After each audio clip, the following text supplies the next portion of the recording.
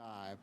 Welcome back to Briggs on Books. Man, we've been talking to authors all over the world today, all the way from Leeds, England, Yorkshire, England, and our next guest is from a little closer, but far away from us here in California. James A. Scott is an author. Welcome, James. Thank you for having me. I would say you're a prolific and award-winning author. Is that okay to say? You can say that. Okay. Let's hope it keeps up. Now, your most current book, the Blood of Patriots and Traitors. That's the most current one. Yes. And It what? came out in February. Yeah, I've got all three up on the screen there. Which was the first book? Actually, the first one was the Iran contradictions. Okay. And then we have the President's Dossier and the Iran Connection. The Iran contradictions. Contradictions. Okay. And then the President's Dossier, and then the Blood of Patriots and Traitors. Okay. Now, these a series? Are there related characters in them? The first one is not related. The second two are series. Same character, Max Geller. Max Geller. He's Okay. a former CIA officer who was fired, and but he keeps getting drawn back into that world. Yeah. Familiar story, isn't it? Now, you were in the military, Yes, for 30 years. and you retired from that. Yes. Were you in the CIA, or can we not ask that? I could tell you, but you know the end of that story. No, you'd have to kill me, right? No, I was not. Okay. But I did have some work that had me at the periphery of the intelligence community. Yeah.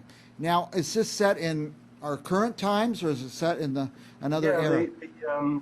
the last two books, the Dossier and the Blood of Patriots and Traitors, set in current time. Okay. And mostly around Washington, D.C., or do they travel the world? Actually, yeah, travel the world. I have done quite a bit of traveling. As I said, I lived in Europe, and so I went all over Europe and visited Russia, and little piece of the Middle East, and a lot of Europe. So Okay. I use the settings that I visited in my books a lot. That's great, yeah. Now, did you have to do a lot of research for this book? Always do a lot of research. In fact, that's the fun part, except for the writing. Yeah. I enjoy the research, so I tend to write about things that I like and that force me to do research. Yeah. Right now, I'm working on money laundering. Oh, nice.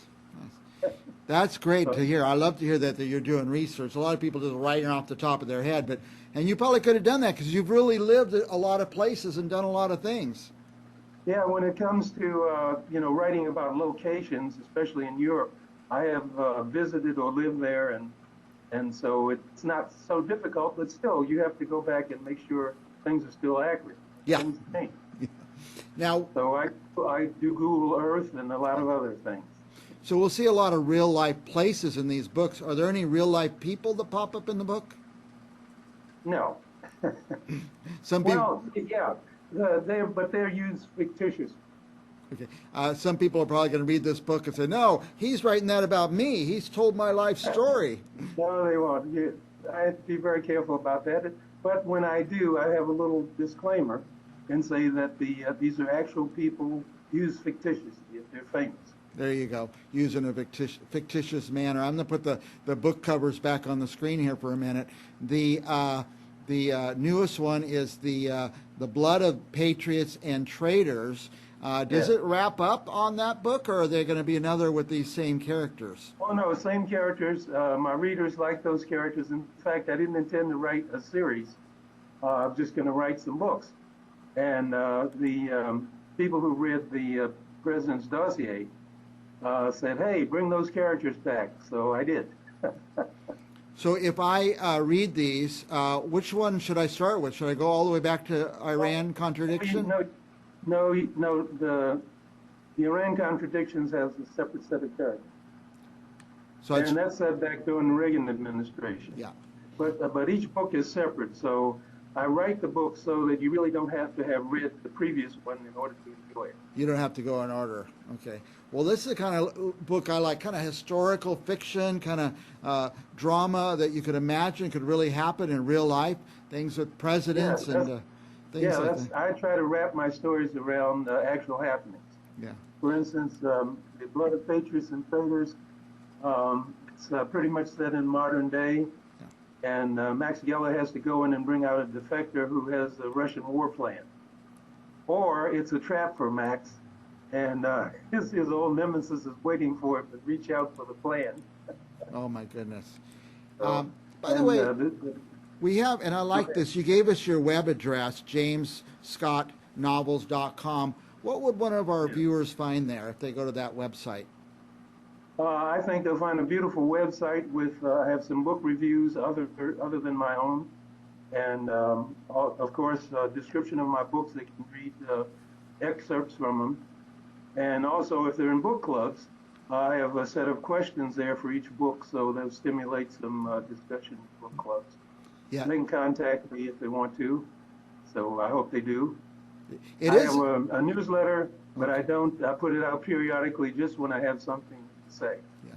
It is a beautiful website, by the way. I visited it this morning. Ah, good, thank you. Now, and by the way, speaking of book clubs, I didn't really think I'm in a book club, but I realized that a bunch of my buddies, we all try to get and listen to or read the same book at the same time. So I guess I am in a book club, and I'm going to suggest these books because they just sound fascinating. Are they out on what do you call audiobook yet? Yes, they are. Okay. You can get them on Audible. Audible. Okay. I got to tell you, James, the older I get, it's just harder and harder to read those books and see see all the words. So I've, got onto that audiobook thing, and it just changed my life. I get through so many more books now. I read a hardcover and I listen to a separate audiobook all the time, when I'm at the gym or driving around or whatever. And I really appreciate you did that. I can't listen to books as I drive because my mind goes totally into the book. Yeah. So I end up, waking up to traffic. But so I like the hard copy. Yeah. I know we're going way over time. They're giving me the signal already, but tell us about some of the characters. We have Max Geller. Well, Max Geller has some friends that come back each time. There's Tony D, who is a real person. And he asked me to use part of his name. He's a good friend of mine. Yeah. And there's Bill Rucker, who is his sometimes love, sometimes trying to kill him occasionally. Yeah. And there's another friend of his who runs a security company in D.C. And so those four characters tend to come back and help Max out of trouble. And do some presidents of the United States come and go? Yeah, they're presidents, they're the CIA directors, the chairman of the Joint Chiefs of Staff. All fiction, though. All fiction. Sometimes I write just stories for fun. So I don't think people should take a political message from. Yeah. Some people have accused me of that, and that's not my point. If I find a good storyline, I'll write a book about it. Let me ask you this. I try to ask a lot of authors this same question. What's your process? Are you real disciplined? You get up every morning and say, I must type from 8 a.m. to noon or something like that? No, I write, believe it or not, when the spirit moves me. Nice. Yeah, I hear some authors do that. I am retired, and I want to be retired, and I want to do what I want to do when I want to do it. But I will say, if anybody wants to see me, I will be in San Diego for the VoucherCon. Okay. At the end of this month. End of August? Yes. All right. And what's it called? It's the VoucherCon in San Diego. It's the book con. Okay. I actually will be San in Diego, down by the marina. Come see me. Yeah, I'm going to San Diego this month. I might just plan it around that and go meet James Scott, get his book, and get it autographed right there. Yeah. James, we're out of time. Anything else you want our viewers to know about you or your books? No, well, the reason I started writing is I got tired of reading bad books. So you can depend on my book as being a good one. It's my best effort. I don't put out junk. Okay. Because I don't want to read junk. There you go. Now, they can buy the book on your website?